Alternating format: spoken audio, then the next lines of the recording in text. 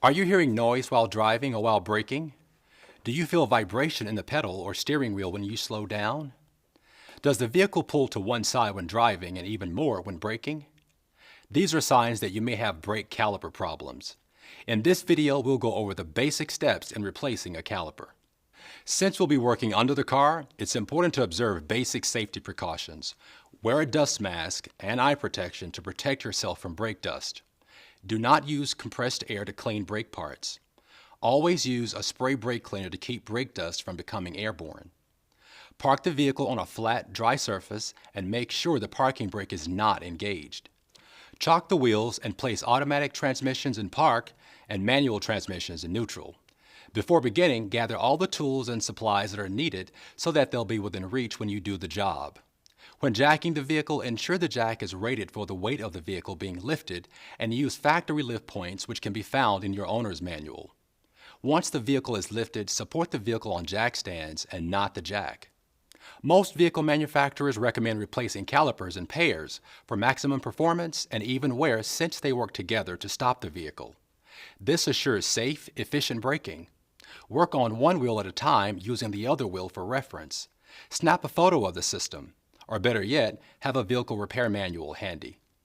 While the vehicle is still on the ground, loosen the lug nuts just a little on the wheel that you'll be working on.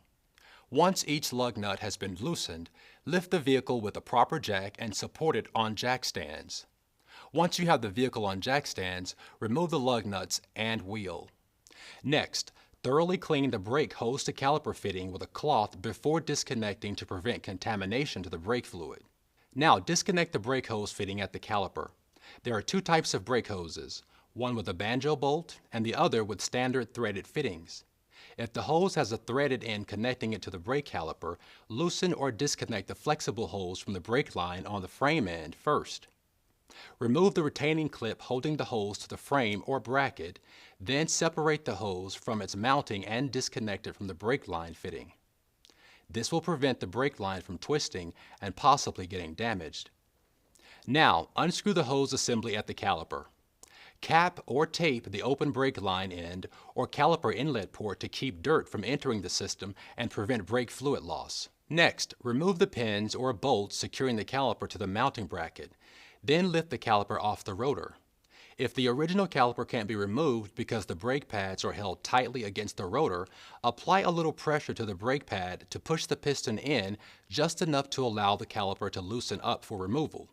A rubber mallet can also be used to tap the caliper off the rotor, but care must be taken to prevent damage that can occur if the caliper is hit too hard. Now that the caliper has been removed, detach the brake pads and hardware from the caliper and set it to the side. This is a good time to inspect the area for leaks and check for cracked or worn hoses. We can now install the new caliper.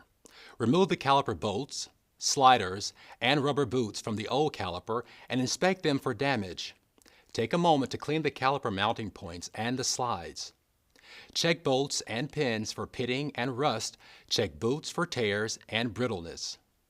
If any of the hardware appears to be worn or damaged, replace with new hardware. Properly lube bolts and sliders with silicone lubricant and apply lube inside any rubber boots or bushings. Be careful not to get grease, brake fluid, or other contaminants on the brake pads or the brake rotor as it could affect braking. Before installing brake pads into the new caliper, make sure the caliper piston is compressed completely, then install any shims, clips, or pins that were removed from the old caliper onto the replacement. For front calipers, most of the time you can simply press the piston into the caliper by hand, but occasionally it requires the use of a C-clamp. If a C-clamp is used, place the old pad onto the piston and apply force to the center of the pad. For rear calipers, the piston needs to be screwed back into the caliper. This can be accomplished by using a special brake tool that can be purchased at your local AutoZone. Check your vehicle repair manual for specific instructions.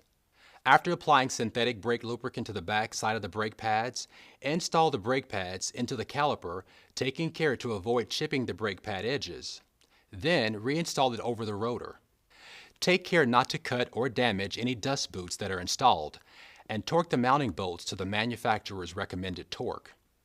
As torque requirements vary from vehicle manufacturer to manufacturer, refer to the vehicle repair manual for exact specifications. If the brake hose that was removed had a copper gasket, install a new gasket and reconnect the brake line to the caliper. Reclip the brake hose in its frame mount or bracket with the retaining clip and tighten the hose end on the caliper first, followed by the frame end second. Before reinstalling the wheel, bleed the brakes to ensure there is no air in the system and the brake system is working properly. Be sure to use new clean fluid. For more information on how to bleed the brake system, see our video, How to Bleed the Master Cylinder and Brake System. Once the brake system has been bled, reinstall the wheel.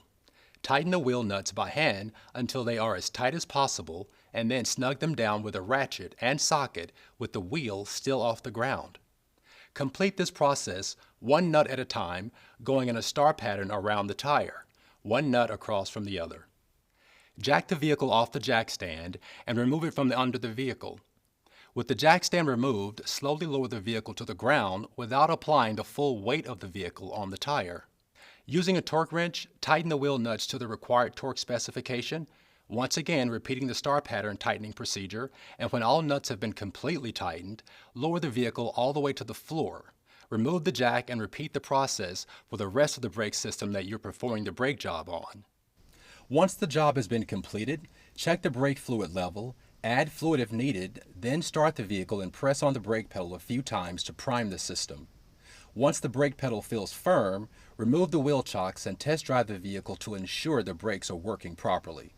Stop by AutoZone for everything you need to do the job right, including expert advice. Parts are just part of what we do. Get in the zone, and thanks for watching.